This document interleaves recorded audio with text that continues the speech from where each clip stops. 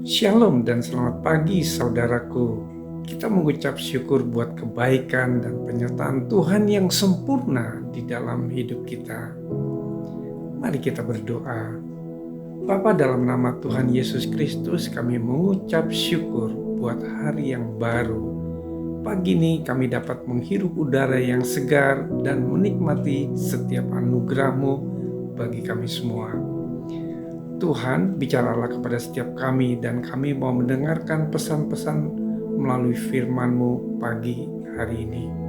Hanya di dalam nama Tuhan Yesus kami berdoa. Amin. Tema renungan kita pagi ini, lebih dari pemenang. Firman Tuhan diambil dari Roma 6 ayat 11-13. Demikian firman Tuhan. Demikianlah hendaknya kamu memandangnya, bahwa kamu telah mati bagi dosa, tetapi kamu hidup bagi Allah dalam Kristus Yesus. Sebab itu hendaklah dosa jangan berkuasa lagi di dalam tubuhmu yang fana, supaya kamu jangan lagi menuruti keinginannya. Dan janganlah kamu menyerahkan anggota-anggota tubuhmu kepada dosa untuk dipakai sebagai senjata kelaliman. Tetapi serahkanlah dirimu kepada Allah sebagai orang-orang yang dahulu mati tetapi sekarang hidup. Dan serahkanlah anggota-anggota tubuhmu kepada Allah untuk menjadi senjata-senjata kebenaran. Bapak Ibu Saudaraku, kisah seorang anak muda di kota New York yang hidup miskin dan tidak ada pekerjaan, yang hidupnya luntang-lantung. Pada waktu siang, ia merasa sangat lapar. Ketika ia melamun di pinggir jalan, matanya melihat ada selembar uang 20 US dollar tergeletak di pinggir jalan. Uang sejumlah itu sangat berarti besar baginya. Langsung pemuda itu membayangkan makanan hamburger yang lezat. Setelah ia mengambil uangnya, ia ingin bergegas pulang.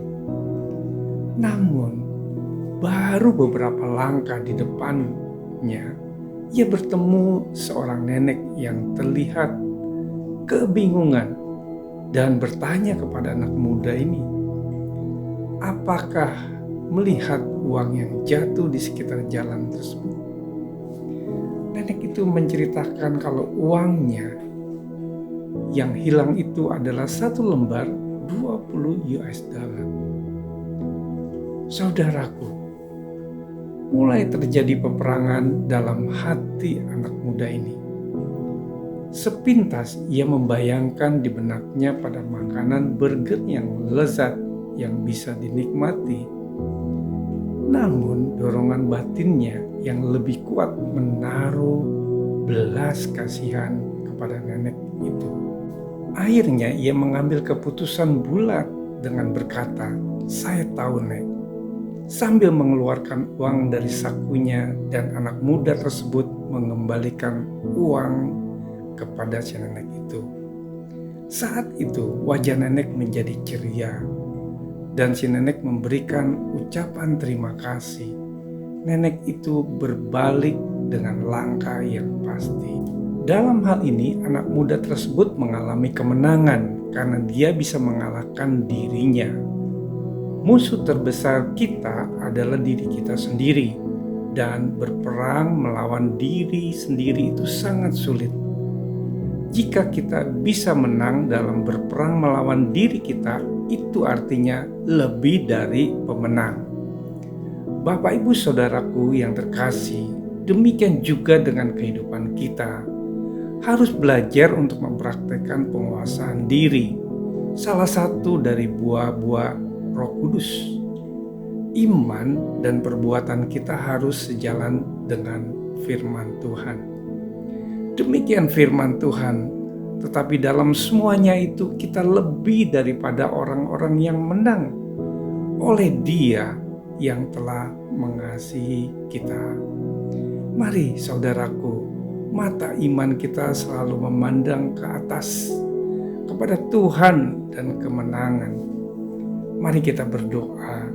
Tuhan Yesus, terima kasih untuk renungan firman-Mu pada pagi ini.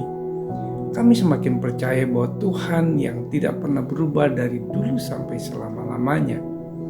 Bimbinglah kami ya Tuhan, agar kami dapat menguasai diri kami, sehingga kami semakin mengerti kehendak Tuhan dan kami taat untuk melakukan perintah-Mu. Di dalam nama Tuhan Yesus kami berdoa. Haleluya. Amin.